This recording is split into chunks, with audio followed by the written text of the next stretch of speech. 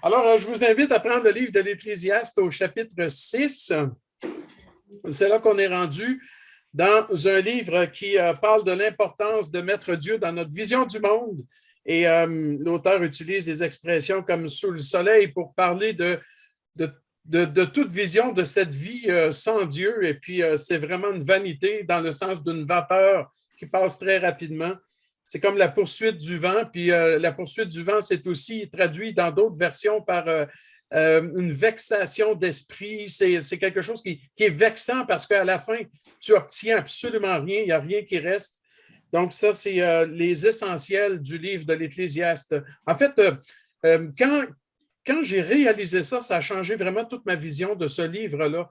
Quand j'ai réalisé que Salomon est en train de présenter une vision du monde sous le soleil, c'est-à-dire sans Dieu dans son équation, et que les résultats sont catastrophiques, et qu'à travers le livre, il ramène à l'essentiel, à l'important, de mettre Dieu dans cette vision. C'est pourquoi j'utilise parfois l'expression « au-delà du soleil » qui ne vient pas de moi. C'est un commentateur biblique, en fait, qui est l'ancien président du séminaire où j'ai fait des études au Texas, qui a écrit un livre qui s'appelle « Beyond the Sun », donc « Au-delà du soleil ».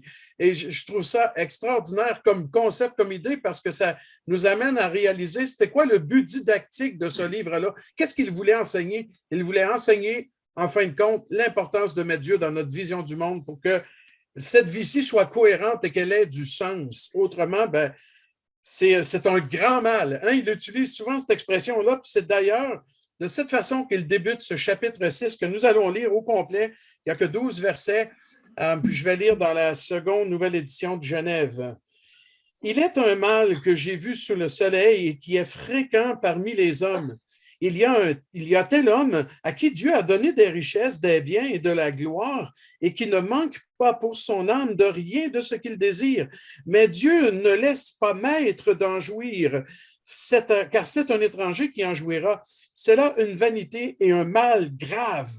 Quand un homme aurait 100 fils, vivait un grand nombre d'années et que les jours de ces années se multiplieraient, si son âme ne s'est point rassasiée de bonheur, et si de plus il n'a point de sépulture, je dis qu'un avorton est plus heureux que lui, car il est venu en vain, il s'en va dans les ténèbres, et son nom reste couvert de ténèbres. Il n'a point vu, il n'a point connu le soleil, il a plus de repos que cet homme. Et quand celui-ci vivrait 2 fois 1000 ans sans jouir du bonheur, tout ne va-t-il pas dans un même lieu? Tout le travail de l'homme est pour sa bouche, et cependant ses désirs ne sont jamais satisfaits. Car quel avantage le sage a-t-il sur l'insensé? Quel avantage a le malheureux qui sait se conduire en présence des vivants? Ce que les yeux voient est préférable à l'agitation des désirs. C'est encore là une vanité et la poursuite du vent. Ce qui existe a déjà été appelé par son nom, et l'on sait que celui qui est homme ne peut contester avec un plus fort que lui. S'il y a beaucoup de choses, il y a beaucoup de vanité. Quel avantage en revient-il à l'homme? Car qui sait ce qui est bon pour l'homme dans la vie pendant le nombre des jours de sa vie de vanité qu'il passe comme une ombre? Et qui peut dire à l'homme ce qui sera après lui sous le soleil? Prions.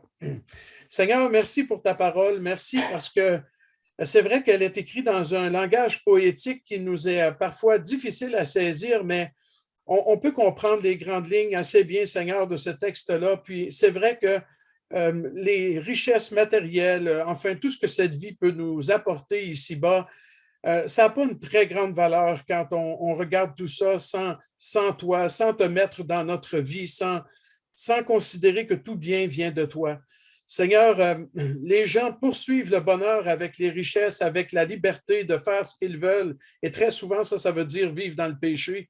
Et ils finissent dans des vies de vanité. Et souvent même, plusieurs se donnent la mort tellement ils sont désespérés de ne pas atteindre ce bonheur qu'ils cherchent tant. Merci parce que dans l'Évangile de Jésus-Christ, nous avons, Seigneur, réellement tout ce qui contribue à une vie satisfaisante, même si cette vie-là était dans l'épreuve.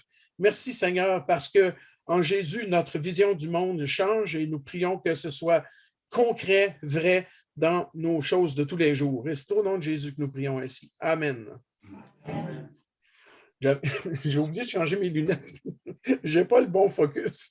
J'avais de la peine à lire mon texte, mais ça va aller bon pour ce qui reste, ça devrait aller.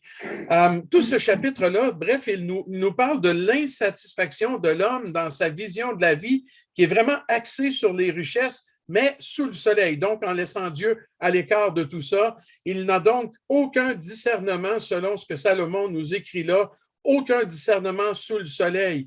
Et le chapitre, après avoir parlé de la vanité d'une telle vie, axée sur les richesses mais sans Dieu, eh bien, ce chapitre-là va se terminer avec la question fondamentale du livre. Qu'est-ce qui est bon pour l'homme ici-bas? Et c'est vraiment dit de cette façon-là dans le verset 12 à la fin que je vous lis déjà tout de suite. Littéralement, dans le texte hébraïque, on lit « Car qui connaît ce qui est bon pour l'être humain pendant qu'il vit le nombre des jours de la vie de sa vanité. » Autrement dit, qui peut vraiment savoir ce qui est bon dans une vie qui passe comme une vapeur, dans une vie qui est tellement courte? Rappelez-vous les paroles de Jacques, hein, qui ressemblent beaucoup au livre poétique de l'Ancien Testament, quand il dit « Notre vie, qu'est-ce qu'elle est? C'est comme une vapeur qui paraît pour un peu de temps, puis disparaît par la suite. » Donc, la vraie question dans le livre de l'Ecclésiaste, la plus importante, c'est celle-là, dans le verset 12. Qui connaît ce qui est bon pour l'être humain pendant qu'il vit le nombre des jours de la vie de sa vanité? Autrement dit, ça, c'est un idiome hébraïque. La vie de sa vanité, ça veut dire sa vie qui est courte comme une vapeur. Alors, qui le sait vraiment tout ça? Et c'est vraiment cette question-là que l'homme est appelé à répondre. Et puis, on sait très bien qu'à l'époque de Salomon, la réponse était exactement la même qu'aujourd'hui, même si on a une révélation beaucoup plus grande que Salomon. Ben, la réponse, c'était la foi en Dieu. C'était de croire Dieu, de mettre Dieu dans sa vision de la vie. Alors, ça change tout par la suite. C'est la même réponse qu'on donnerait aujourd'hui, tout en étant probablement plus détaillé en disant, ben, c'est de croire en Jésus-Christ et de mettre sa foi en lui. Ça change tout par la suite parce qu'il devient notre maître, notre Seigneur, et il prend en main toutes choses. Et on ne voit plus les choses de la même façon. Et si ce n'est pas le cas, ben Dieu va nous apprendre les choses, va nous éduquer, nous discipliner, même nous corriger s'il le faut pour nous apprendre à avoir cette vision de la vie fondamentale. Alors, je veux reprendre pas à pas ce chapitre-là, puis souligner quelques vérités en cours de route. Puis je vais utiliser pour ce faire, maintenant j'ai pris le texte de second pour le lire, mais je veux utiliser un texte qui reflète un petit peu mieux encore le texte en hébreu, quoiqu'il pose certaines difficultés. Et vous pouvez comparer et suivre dans la version que vous avez chacun dans les mains. Au verset 1, Salomon dit ceci: « Il y a un mal que j'ai vu sous le soleil et il est grand sur les êtres humains. » Donc, il a vu un mal. Ce n'est pas la première fois qu'il s'exprime dans un langage semblable dans ce livre-là, puis ce n'est pas la dernière non plus, dans le sens où Salomon voit les choses telles qu'elles sont quand on laisse Dieu à l'écart. On peut résumer la vie comme étant un mal. Et toutes choses sont mal quelque part, dans le sens qu'elles n'apportent rien de bien. Quand il dit « il y a un mal », il n'est pas forcément en train de dire « il y a un mal moral », il y a un péché. Ce n'est pas tellement ça qu'il veut dire. Il veut simplement dire qu'il y a quelque chose de mauvais pour l'homme, de intrinsèquement mauvais, qui ne lui apporte rien et surtout pas de bien. C'est dans ce sens-là que le livre de l'Ecclésiaste dit qu'il y a un mal. C'est que la chose elle-même peut ne pas être mal, en fait, mais le fait de laisser Dieu à l'écart, c'est ce qui fait que ça devient mal, parce qu'en bout de ligne, c'est inutile, ça n'apporte rien vraiment. Et qu'est-ce qui nous permet de dire ça? C'est toujours cette expression « sous le soleil ». Et on comprend que c'est comme on l'a déjà souligné plusieurs fois. Pardon d'être répétitif là-dessus, mais je pense que c'est important de marteler ce point-là. Sous le soleil égale sans Dieu, une vie sans Dieu. Voilà le mal, maintenant, à partir du verset 2, tel que Salomon l'envisage ici. Au verset 2, il dit ceci littéralement: « Un homme à qui Dieu donne une richesse et des possessions et de la gloire, et il n'y a rien qui manque à son appétit de tout ce dont il a un besoin maladif. » C'est vraiment littéral, là. Ça, c'est l'homme, ça. Tu sais, comme quand on dit « j'étais malade pour faire ça » ou « malade pour aller là », puis dans le sens de vraiment, c'est quelque chose qui nous rend malade tellement on le veut. C'est un langage figuré, bien entendu, mais on comprend l'image là-dedans. Alors, Dieu donne toutes les richesses, toutes les possessions, toute la gloire, tout ce que la personne désire, son appétit, c'est pas juste le fait de manger et boire, mais c'est aussi tout ce qu'il désire, tout ce qu'il veut. Mais, et là, il y a ce mais-là qui intervient au milieu du verset 2, mais Dieu ne lui donne pas l'opportunité d'en manger, car c'est un homme étranger qui le mangera. Il y a quelqu'un d'autre qui va recevoir de ces biens-là à la place. En fait, il dit que c'est un mal grave. Il va dire c'est une vanité et une souffrance malicieuse, littéralement, mais j'aime beaucoup comment Second a traduit ça. À la fin, c'est là une vanité et un mal grave.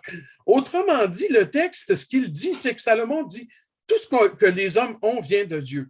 Qu'ils le sachent ou pas, qu'ils le reconnaissent ou pas, tout ce que les hommes ont, c'est parce que c'est Dieu qui permet qu'ils puissent les avoir. Même l'incroyant sur la terre ne pourrait pas dire qu'il acquiert toute chose sans que Dieu ne le permette, parce qu'en bout de ligne, c'est Dieu qui met le souffle dans ses narines. Donc, si Dieu permet qu'il soit vivant et qu'il lui donne la capacité de travailler et l'intelligence peut-être pour fructifier dans les affaires, tout ça vient de Dieu. En fait, tout vient de Dieu toujours envers tous les hommes. Il y a un texte qui dit même que Dieu fait pleuvoir sur les riches, sur les justes et les méchants. Donc, en réalité, tous les hommes sont au bénéfice des dons que Dieu fait. Donc, pour Salomon, de voir tout ce que les hommes reçoivent, mais à cause de leur vision sur le soleil qui laisse Dieu à l'écart de cela, Dieu parfois empêche même l'homme de jouir de toutes ces choses. C'est un peu ce que dit la deuxième partie du verset. Dieu donne, mais d'une part aussi, Dieu peut enlever. On vient de chanter dans le cantique, « Béni soit ton nom, tu donnes et tu reprends ». C'est à peu près ce qui est dit dans ce verset-là. C'est Dieu donne la richesse et toutes les choses qui viennent avec, mais Dieu peut les reprendre aussi et peut même empêcher l'homme d'en profiter vraiment, et ça passe à quelqu'un d'autre. Vous avez déjà vu ce concept-là dans Ecclésiaste. Je veux dire, pour quelqu'un de ne pas pouvoir jouir de ces choses-là ici-bas, c'est un mal grave, mais de savoir que toutes les choses pour lesquelles peut-être on a travaillé, on a bûché fort pour se les procurer, ça passe à quelqu'un d'autre. On ne parle pas forcément là d'un héritage légué à quelqu'un, hein, parce que le texte il dit bien « car c'est un homme étranger qui le mangera ». Il n'est pas en train de parler de la succession qui, normalement, va recevoir l'héritage, puis là, ben, ça plaît à n'importe qui de savoir qu'on va léguer à ses enfants, j'imagine. Mais franchement, là, pour accentuer le concept et l'idée que Dieu peut même priver de la jouissance des choses ici-bas sur la terre, ben, il les donne à quelqu'un d'autre que tu ne connais même pas, ça passe à des mains étrangères. C'est pour ça que Salomon dit ça n'a pas d'allure, ça n'a pas de sens. Pas dans le sens qu'il accuse Dieu de faire quelque chose qui n'a pas de sens. Le mal grave n'est pas de la part de Dieu. Le mal grave est de la part de l'homme qui, au départ, a été incapable de reconnaître que tout lui venait de Dieu et de l'apprécier comme tel. C'est ça le problème. Et parfois, Dieu peut retirer oui, pour amener l'homme à réfléchir à tout ça puis à le mettre dans sa vision du monde, mais il peut même terminer en mourant ainsi de cette façon-là, puis finalement, il n'en aura pas joui et c'est quelqu'un d'autre qui ne connaît même pas qui va profiter de tout ça. Donc, le mal grave dont Salomon parle n'est pas du côté de Dieu, du fait qu'il donne et qu'il reprenne, mais de l'attitude du cœur humain envers ces choses-là, envers les richesses, tout ça parce que c'est sous le soleil. Et ça nous ramène à sa déclaration initiale du verset 1 quand il dit cela. Il poursuit l'idée avec le verset 3 en disant ceci, littéralement, « Si un homme engendre 100 enfants et vit plusieurs années, et que les jours de ces années sont nombreux, mais que son appétit, dans le sens de son désir de toute chose, n'est pas satisfait par ce qui est bon, et aussi qu'il n'y a pas de tombeau pour lui, je dis que le mort-né, l'avorton, le mort-né est mieux que lui. » Ça, c'est vraiment spécial. Là. Si vous comprenez qu'il y a de l'hyperbole là, dans ce chapitre-là, et ça, c'est un hyperbole. Je veux dire, le fait d'avoir 100 enfants, et puis même plus tard, il va parler au verset 6 de vivre 2 fois 1000 ans. Vous comprenez que c'est une hyperbole, une exagération, mais pour insister sur une vérité centrale.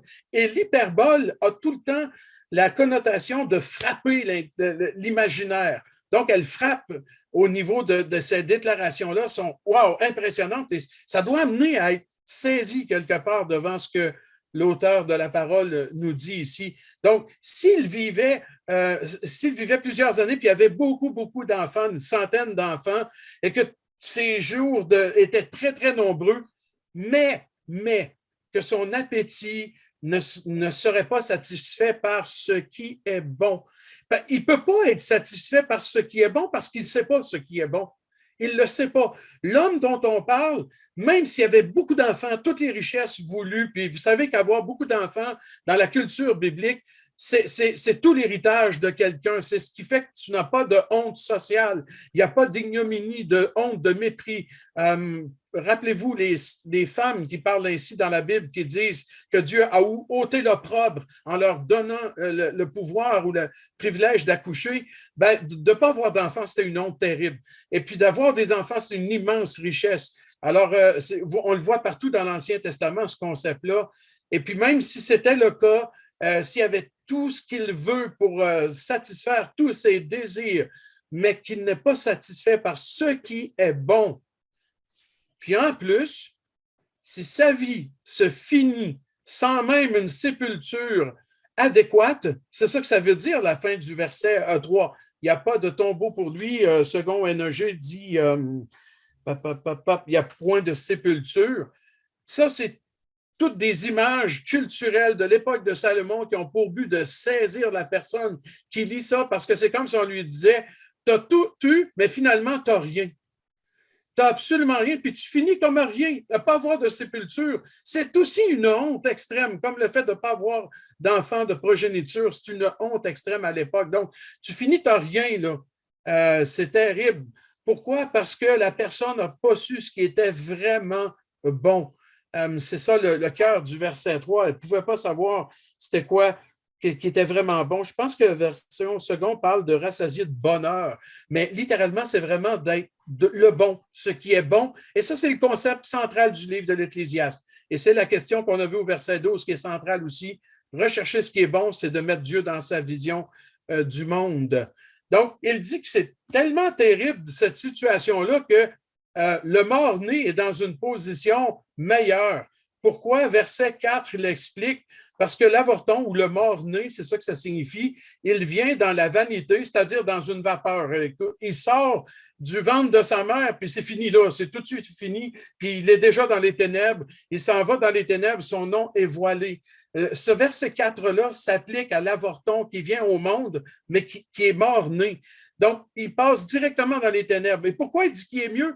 Ben, il n'aura pas connu toute la souffrance, le travail pour accumuler les richesses. Il n'aura pas connu toute cette vie de vanité sous le soleil. Il est mieux que quelqu'un qui aurait eu 100 enfants, qui aurait eu tout ce qu'il voulait pour être satisfait, mais qui n'aurait pas eu le bon sens de mettre Dieu dans sa vision du monde. Le mort-né est mieux que lui, parce qu'il n'est pas passé par tout ce cheminement terrible sur la terre. Il dit au verset 5 qu'il n'a pas vu le soleil. Ça, quand il dit ça, c'est il n'a pas connu la vie sur cette terre. Il n'a pas connu tout ce que le riche a connu, lui, et a essayé d'accumuler. Il ne connaît pas ces choses-là. Il ne connaîtra pas non plus, pardon. Et il dit à la fin du verset 5, Salomon, il y a plus de repos pour celui-ci que celui-là. Littéralement, il y a plus de repos pour le mort-né, puis repos dans le sens de calme, satisfaction, même bonheur quelque part, pour celui-ci, c'est-à-dire le mort-né, que pour celui qui a passé sa vie dans les richesses sans mettre Dieu dans sa vision du monde. Et reviens avec l'hyperbole au verset 6 pour insister sur ce point-là, que tu aurais beau tout avoir, si tu n'as pas mis Dieu dans ton équation, ta vie, elle vaut rien en réalité. Faut faire attention quand on dit ça parce qu'il y a des gens qui pourraient se décourager puis penser au suicide tellement dire ben, finalement, vivre ici-bas, ça vaut rien, tout se bien de mourir. Mais ce n'est pas le point, là. Le point, c'est de dire, oui, une vie sans Dieu, ça vaut rien, mais tu peux le mettre Dieu dans ta vie. Et là, ta vie va avoir du sens. Et puis, tu vas trouver un véritable sens. Et c'est quoi qui est vraiment bon pour toi? Au verset 6, Et même s'ils vivaient 2 fois 1000 ans et qu'ils ne comprennent pas ce qui est bon. Et qu'ils ne comprennent pas ce qui est bon. Comment dit la version seconde?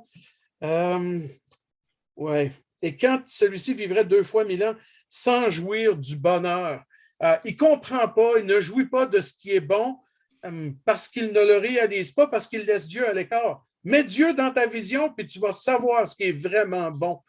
Parce qu'en fait, c'est pas seulement de recevoir ce qui vient de lui, mais c'est de porter attention davantage au donateur qu'à ses dons. C'est ça qui est bon.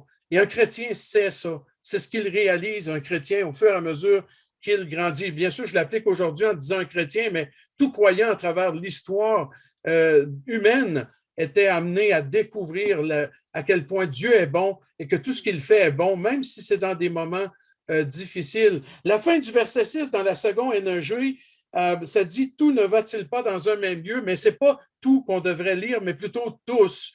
Tous s'en vont à la seule et unique place. Autrement dit, ce qu'il souligne ici, c'est qu'on va tous passer de manière passagère sur cette terre et puis on va mourir. On s'en va tous à la même place, c'est le tombeau, c'est la mort, c'est ce qui attend tous les êtres humains. Alors, tu as le moment pendant la vie pour découvrir ce qui est bon et c'est ça vers ça que Salomon veut pousser le lecteur. Trouve ce qui est bon. Parce que ça va te servir à quoi si tu vivais 2 fois 1000 ans puis tu découvrirais, tu ne découvrais jamais ça. 2000 ans, c'est long, mais l'éternité, c'est encore plus long. De passer une éternité perdue parce que tu n'as pas compris c'est quoi qui était bon dans la vie ici-bas, c'est terrible. C'est pour ça qu'il appelle ça au début du chapitre un mal grave. C'est épouvantable d'en arriver à ça.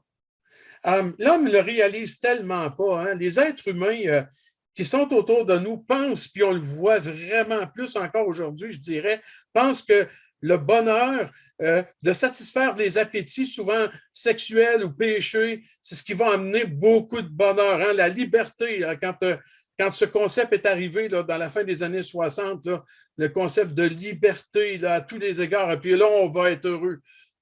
Je pense qu'on voit clairement dans le monde que c'est un raisonnement très faux et qu'il n'y a rien de plus faux et que quand l'homme se satisfait dans ses propres désirs pécheurs, il se détruit. C'est la destruction qui l'attend. Il n'y a pas quelque chose de bon là-dedans. Le bon est très éphémère. Il passe très vite et ne sert à pas grand-chose. Un peu cette réflexion que Salomon a dans les derniers versets de ce chapitre-là, je dirais la deuxième partie plutôt. Au verset 7, littéralement, il dit « Toute l'anxiété de l'humanité est pour sa bouche et aussi l'appétit n'est pas comblé. » Dans le sens que tout ce pourquoi il se soucie, il se met en peine, il s'inquiète, c'est pour sa bouche. Ça, c'est une belle image de « c'est juste le temps que tu goûtes là, à quelque chose, puis tu l'avales, mais c'est fini. C'est terminé. C'est rapide, ça. C'est juste ça. C'est éphémère. En fait, on se donne tellement de troubles pour un petit peu, une petite chose, un petit moment de bonheur éphémère, etc., un petit plaisir ici et là. Le pire de ça, c'est que la fin du verset dit que l'appétit n'est pas comblé. Dans le texte littéral, cependant, ses désirs ne sont jamais satisfaits, version seconde. C'est exactement ça qui se passe. Pourquoi? Parce que c'est toujours dans une vision où on laisse Dieu à l'écart. Et ça, c'est vrai pour tous les hommes, quels qu'ils soient, ceux qui agissent bien, qui ont une certaine morale ou code de conduite, comme ceux qui sont complètement à l'opposé. Puis le stupide et l'insensé dans la Bible, c'est celui qui ne croit pas Dieu, puis qui met en doute tout ce qui vient de Dieu, etc., puis qui s'élève même au-dessus de Dieu. C'est ce dont parle maintenant Salomon, verset 8, quand il dit littéralement, quel est l'avantage du sage sur le stupide? Pas sage dans le sens de celui qui a la sagesse de Dieu. Sage dans le sens de celui qui a des bons principes de vie, qui sait bien se conduire. Est-ce qu'il y a un avantage pour lui s'il laisse Dieu à l'écart? Pas du tout. Il est dans la même situation. Ça confirme ce qu'il a dit à la fin du verset 6. Tous, le sage, le stupide, sans exception, s'en vont tous à la même place, c'est-à-dire dans le tombeau, dans le séjour des morts par la suite, en attente de comparaître devant Dieu. Donc, c'est quoi l'avantage du sage sur le stupide? Il n'y en a pas. Est-ce qu'il y a-t-il, deuxième question dans le même verset 8, y a-t-il pour l'humble qui connaît Qu'y a-t-il pour l'humble qui connaît comment se conduire devant les vivants? C'est quelqu'un qui sait comment faire les choses. Qu'est-ce qu'il y a de plus pour lui, même s'il est humble? S'il n'a pas mis Dieu dans son équation, il n'y a rien de plus. C'est ça le point. Alors, on arrive avec des déclarations qui sont un petit peu difficiles, je trouve, à interpréter, mais qui, dans l'ensemble, se voient assez bien. Verset 9 nous dit « Vaut mieux la vue des yeux que l'errance de l'appétit. Cela aussi est vanité et poursuite du vent. » Je ne pense pas là, que quand on a des déclarations comme celle-là, qu'il nous disent qu'on devrait choisir des deux. Ça, c'est un raisonnement qui est là dans le verset 9. Il y a des gens qui se disent bon, l'appétit est jamais satisfait, donc on est tous bien juste de regarder puis de se satisfaire de ce qu'on voit. C'est une pensée complètement ridicule, mais il y a des gens qui, soit par le fait qu'ils sont incapables de se procurer ce qu'ils voudraient bien avoir, donc ils disent, ben, au moins je peux regarder, c'est tout. Ça me fait penser à l'expression faire du lèche-vitrine. Là. Des gens qui disent, on va à New York, on va devant les grandes boutiques super chic où tout est cher, on ne peut rien acheter, mais au moins on fait du lèche-vitrine, on regarde ce qu'il y a dedans, puis là, on se satisfait de ça. C'est un genre de raisonnement comme ça qui est dit dans le verset 9. Franchement, c'est vrai qu'il y a des gens qui reconnaissent qu'on ne peut pas jamais satisfaire les désirs. C'est l'appétit, littéralement, dont il parle dans le verset 9, les désirs. Mais tout ça, c'est tellement de la vanité, poursuite du vent, ça ne sert à rien. Elle n'est pas là, la solution. Elle n'est pas du tout dans cette façon de voir les choses. Verset 10 nous dit ce qui déjà a été appelé par son nom. Probablement que ça fait allusion à la création, au fait que Dieu a tout créé et a nommé les choses. Et ce qu'est un être humain est connu et il ne peut pas se disputer avec plus fort que lui. Je suis persuadé que le plus fort ici, c'est Dieu. Dans le sens où l'homme qui cherche sa satisfaction dans tout ce qui est autour de lui, surtout dans le siècle qu'on vit, où on cherche à inventer des nouvelles affaires dans le but de trouver le bonheur, puis finalement de laisser Dieu à l'écart, ben, c'est comme si Salomon avait déjà entrevu ça, puis il disait, écoute, là, tout a déjà été nommé, tout a déjà été là. Rappelez-vous les cycles des premiers chapitres où il dit, il n'y a rien de nouveau sur le soleil, c'était tout le temps là, c'était tout le temps là.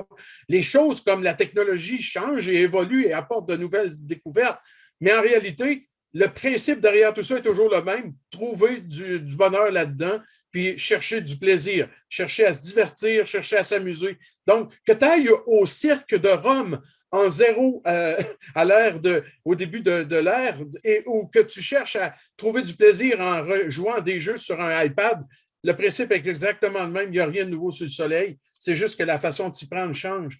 Donc, dans ce verset-là, j'ai l'impression que Salomon est en train de dire, peu importe ce que tu penses par rapport à la vie actuelle, Dieu, tu ne peux pas disputer avec lui. Tu ne peux pas commencer à argumenter avec le Seigneur, puis penser que tu vas y arriver. Je pense que le verset 11 confirme ça en disant, car il y a beaucoup de paroles faisant plus de vanité. Quel est l'avantage pour l'être humain? Hey, ça te sert à quoi de t'ostiner avec Dieu puis de essayer de dire à Dieu que tu as raison? Tu n'as pas raison. Tu as tort. Et c'est de la vanité. Plus tu parles, plus tu te cales. C'est ça que dit le verset 11. Il y a beaucoup de paroles faisant plus de vanité. Plus tu parles, plus tu te cales. Arrête de t'obstiner avec Dieu et de penser que tu peux avoir raison. Il est plus fort que toi. Fin du verset 10. Dieu est plus fort que toi. Donc, arrête de résister. Et c'est là qu'il arrive avec le verset 12 qui conclut ce chapitre-là avec la question fondamentale, c'est que plutôt que chercher la satisfaction dans les choses du monde, plutôt que de chercher à être comblé avec ce que tu vois de tes yeux, plutôt que de t'obstiner ou de résister à Dieu dans la vie que lui voudrait pour toi, pose-toi cette question, verset 12. Car qui connaît ce qui est bon pour l'être humain pendant qu'il vit le nombre des jours de la vie de sa vanité, sa vie qui est très, très brève, très, très courte? Cette question-là devrait, frères et sœurs, nous accompagner constamment comme chrétiens. Qui sait ce qui est bon pour nous? Dieu le sait. Et donc, c'est pas qu'on veut ce qui est bon pour nous, pas ce qu'on veut et ce qu'on pense qui est bon pour nous, ce qui pourrait satisfaire nos plaisirs, pas ça. Ce qui est vraiment bon pour nous. Et Seigneur, c'est ça qu'on cherche. C'est ça qu'on veut. Et la seule façon d'arriver à ce genre de souhait de prière-là, c'est d'inclure Dieu dans notre vision du monde constamment, puis de le laisser transformer notre façon de voir les choses. La vie est courte. On s'en rend vraiment compte. C'est dit au sujet des jours de la vie, de la vanité de l'homme, autrement dit, de sa vie comme une vapeur, là, il les passe comme une ombre. Tu sais, une ombre, ça reste, ça va être là, puis ça va se déplacer au fur et à mesure que le soleil passe, et puis après, ça disparaît, c'est fini, il n'y a plus d'ombre, c'est terminé. C'est une autre image aussi de la brièveté et de la vanité, quelque part, de la vie humaine ici-bas, quand on laisse Dieu à l'écart. Quelle question à la fin du chapitre. Car qui annonce à l'être humain ce qui sera après lui sous le soleil? Ça, c'est une façon de dire qui sait ce qui va arriver plus tard? Qui connaît l'avenir? C'est le Seigneur seul qui sait ce qui est bon pour l'homme, qui connaît l'avenir. Et voilà pourquoi on devrait avoir tout le temps une vision de Dieu dans notre vision du monde, afin de l'inclure là-dedans. Vous savez que peut-être qu'avec ce qui se passe, je dirais maintenant, juste le prix des choses qui n'arrête pas d'augmenter autour de nous, on se rend compte là, que la vie est pas mal moins stable et sécure ici même au Québec, alors qu'on n'est même pas en guerre comme en Ukraine et en Russie, puis tout ça. On n'est pas en temps de guerre du tout. Mais je veux dire, on voit quand même autour de nous là, qu'un appartement, là, qu'un 4,5 rendu à 1000$ par mois, là, ça n'a aucun sens. Puis on se dit, mais où ça va arrêter? Et puis on voit que les choses commencent à bouger. Là. Le mode de vie même n'est plus le même depuis la crise de COVID et beaucoup d'autres choses, les nouvelles lois qui sont en place, les philosophies et mentalités de ce monde qui sont totalement opposées à Dieu, fait en sorte que la vie va changer et elle va changer de plus en plus. Puis je pense qu'elle va empirer dans un sens et ce sera certainement pire pour tous ceux qui mettront Dieu à l'écart de cette vision du monde qu'il devrait avoir. Qui connaît ce qui est bon? Dieu le sait. Peut-être que les événements dans le monde actuel peuvent nous amener à réfléchir. Est-ce qu'on a vraiment cette vision-là où on met Dieu dans notre vision? Puis ça se peut là, qu'on n'ait plus autant la jouissance des biens, de l'argent, de la santé, en fait, de la liberté qu'on a toujours eue au Canada jusqu'à maintenant. Ça tend à changer et ces choses-là peuvent déjà nous amener à réfléchir. Est-ce qu'on est vraiment bien fondé dans une vision du monde qui inclut Dieu, surtout dans notre gestion des choses matérielles? Dieu seul, frères et sœurs, sait ce qui est vraiment bon pour nous et c'est ce que nous devons rechercher. Nous allons prier pour terminer. Seigneur, on veut te dire merci pour ta parole. Merci parce que Salomon, tu lui avais donné cette sagesse d'écrire ce livre environ 1000 ans avant la venue de Jésus sur la terre. Puis, si ce livre fait 3000 ans maintenant, il a encore tellement de choses actuelles à nous dire. Il est vivant. Merci pour le livre de l'Ecclésiaste et merci, Seigneur, de nous bousculer pour nous amener à t'inclure davantage, Seigneur, dans notre façon de voir ce monde, de vivre ici-bas. Et Seigneur, donne-nous vraiment de réfléchir à ces paroles même que nous avons chantées. Tu donnes et tu reprends. C'est un bel air, c'est super comme cantique. Mais si on vit ça, Seigneur, je ne suis pas certain qu'on va réagir de la bonne façon, avec autant de joie sur les lèvres et dans le cœur. On te prie vraiment que la vision que tu formes en nous puisse être solide, concrète, et notre Dieu soit toujours en tout et partout le premier dans nos vies. Et c'est au nom de Jésus qu'on prie. Amen.